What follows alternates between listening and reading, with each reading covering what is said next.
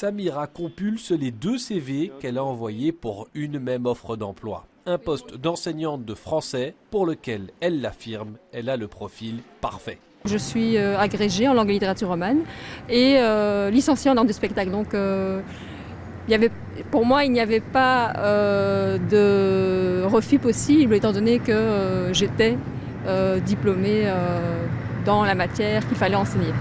Pourtant, la réponse de l'école à sa première candidature est négative. Voyant que l'annonce reste en ligne, Samira postule à nouveau.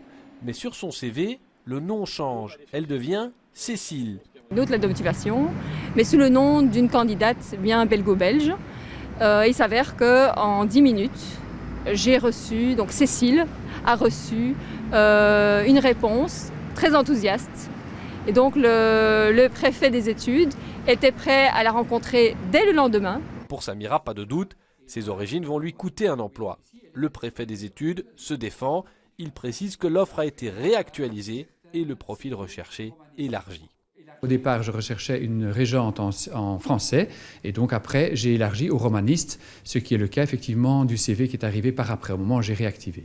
Donc si Samira avait repostulé, elle aurait pu avoir un entretien? Ah, probablement, oui, parce qu'évidemment, vu le nombre, je ne fais plus ma marche arrière, surtout que Samira a postulé le 12 et que le second CV date du 14 ou du 15, donc 3 jours plus tard.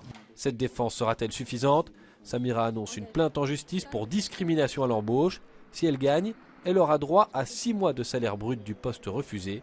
Son cas n'est pas unique. Le Centre pour l'égalité des chances dit recevoir entre 300 et 400 dossiers similaires chaque année.